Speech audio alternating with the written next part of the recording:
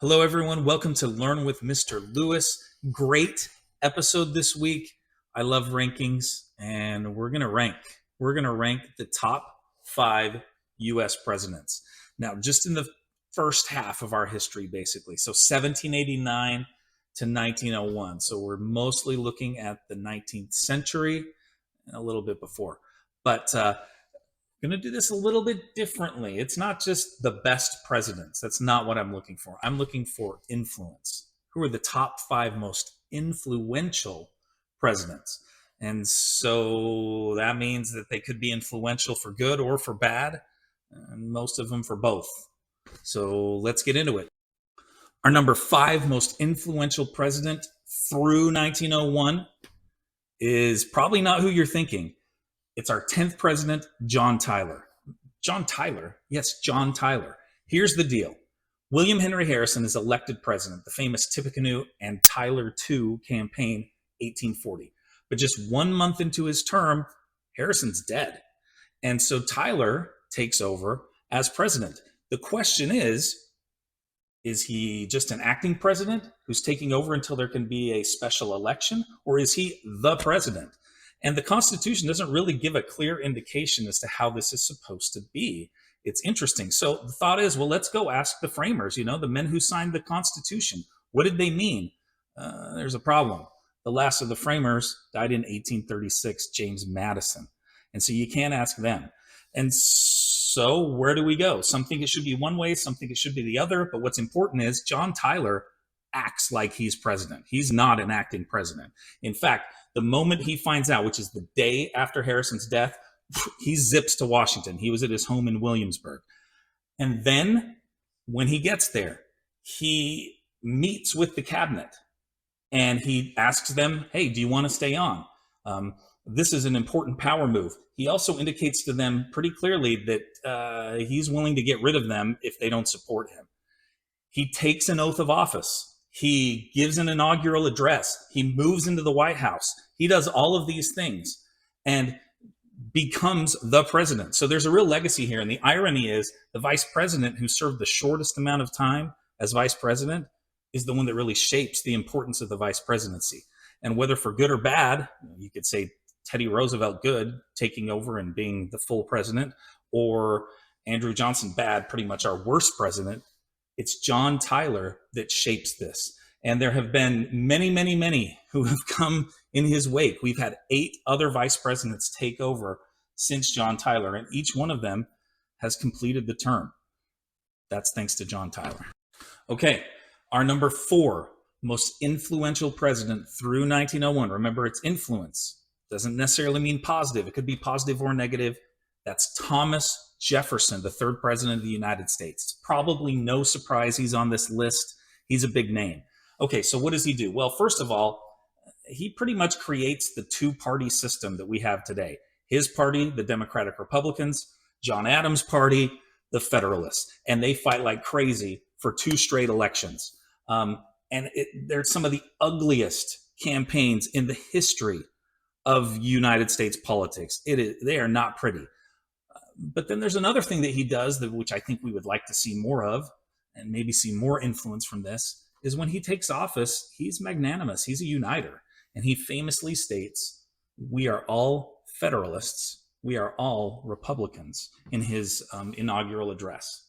Be nice to see more of that nowadays. Okay, the great irony, of course, is that Thomas Jefferson runs on a campaign of limiting the power of the federal government. He saw Adams and the Federalists as people who had expanded the power of the presidency and of the federal government beyond where it should be.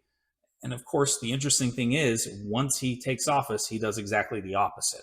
And so there's another important precedent that he sets, promising one thing and then doing the opposite. The hallmark achievement, of course, is the Louisiana Purchase. $15 million.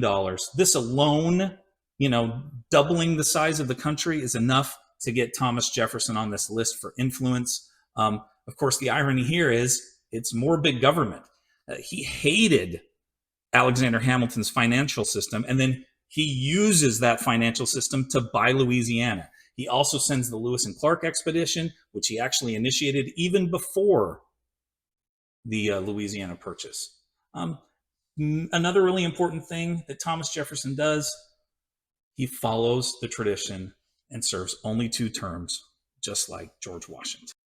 We're counting down the 5 most influential presidents through 1901. And remember, it's influential. This can be for bad or for good. And I say this because, wow, is our next guy controversial? There may not be a more polarizing president in our history. It's our 7th president, Andrew Jackson. Now, remember, we're talking influence, and he is as influential as they come. It's interesting because Andrew Jackson saw him as like a Jeffersonian Democrat, as the man who was continuing the legacy of Thomas Jefferson. Interestingly, Thomas Jefferson did not feel the same way. He, in fact, called Andrew Jackson, and I quote, a dangerous man. So he saw Andrew Jackson in many ways for who he was. Jackson was a hothead. He dueled, I mean, we don't even know how many times. It could be dozens, maybe even 100 different times. He challenged people to duels because they had a disagreement. He had 2 bullets lodged inside his body. This guy he's something. Now, but he was beloved by the common man. And the irony, of course, is he was not the common man at all. He was one of the richest men in the United States, but he was beloved by the common people. And it was just, you either loved him or hated him.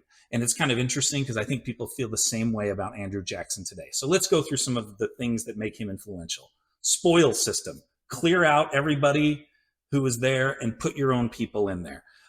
He went through cabinet secretaries like crazy, one after another, firing them left and right, and then really didn't even use the cabinet that much. He just used his kitchen cabinet, which were his own personal advisors. The Indian Removal Act, defying the Supreme Court, forcing the Cherokee on the Trail of Tears, nullification, helps lead to the Civil War, the Bank War, the mess there with Henry Clay. I guess one real accomplishment, for the only time in the United States history, we were debt free. That happened only in Jackson's presidency. And of course, the legacy, which is very Jeffersonian, as it turns out, is that he expands the power of the presidency. The number 2 most influential president through 1901 is no surprise. He's our first president, George Washington. And you have to understand what's amazing about George Washington. There may not have been another president or another human living at that time who could have done what George Washington did as president, realizing the responsibility that he fully recognized, that everything he did would become a precedent. Everything he did would be seen as the next guy and the next guy and the next guy as the way to do things.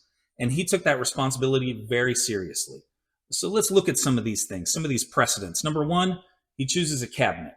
He chooses the positions of this cabinet, and his cabinet is the dream team. I mean, it's Larry Bird, it's Magic Johnson, it's, Charles Barkley, Michael Jordan. That's who he has. Alexander Hamilton, Thomas Jefferson, Henry Knox, Edmund Randolph. This is the dream team cabinet of all time.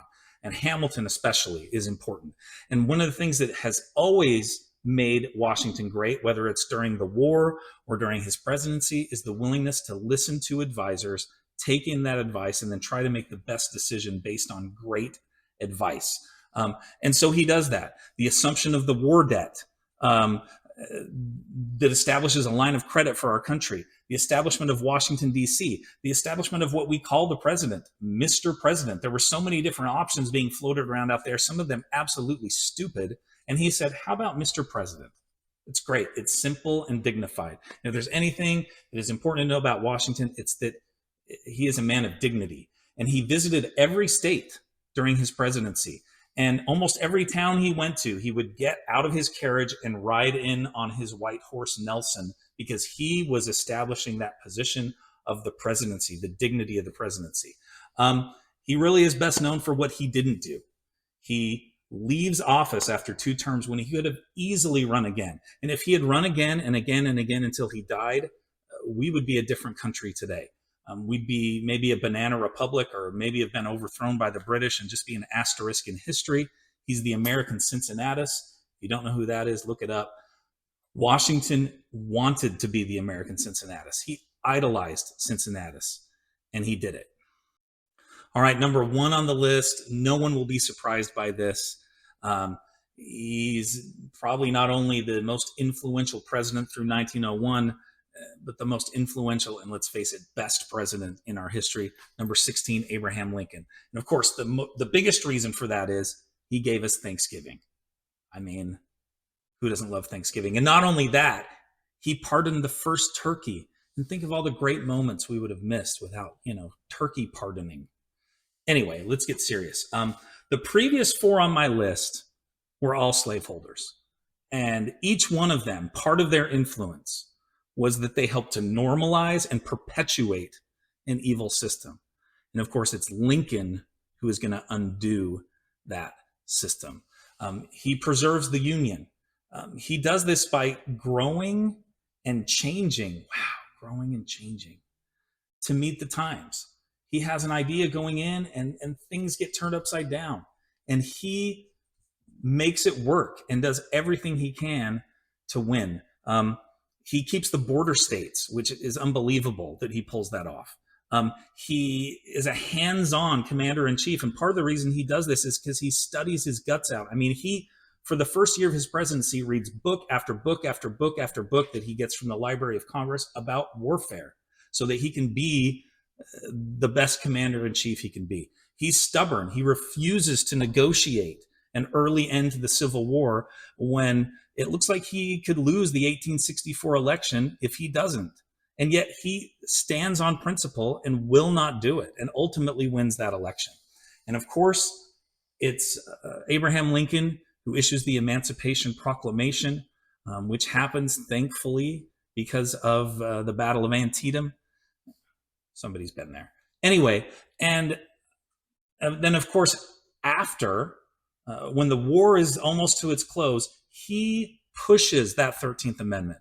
And if you haven't seen the movie Lincoln with Daniel Day-Lewis, Steven Spielberg, you need to see it. This captures how Lincoln made the 13th Amendment happen. He does this with great personal tragedy. His 11-year-old son, Willie, dies while he's in office. And then ultimately, he gives us two of the greatest speeches in American history, the Gettysburg Address, the second inaugural. They don't get any better than these two speeches. And these words are defining words. When it comes to the second inaugural, the Paris Peace Conference after World War I could really learn something from Lincoln. With malice toward none and charity for all. We should all live that way. And we were cheated out of a second term. The number one most influential president through 1901, Abraham Lincoln.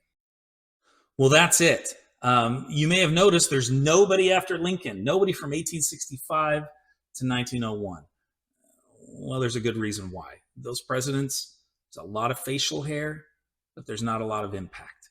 Now, maybe you disagree with me. Maybe there's somebody that you think should have been in this top 5 that I didn't put there, or maybe you love my choices. Well, I'd love to get your comments. Please comment below and let me know what you think of this list. Also, hey, like and subscribe. I would appreciate it. Realize too that I do an episode every single week. And if you do that, then you'll know when they're coming. And I'd love to have you tune in next time. Thanks for watching. Do you want to see some more of Mr. Lewis? Of course you do. You're addicted. There's a great video here, another great video here, and you can subscribe right here. Do you want to see some more of Mr. Lewis? Of course you do. You're addicted.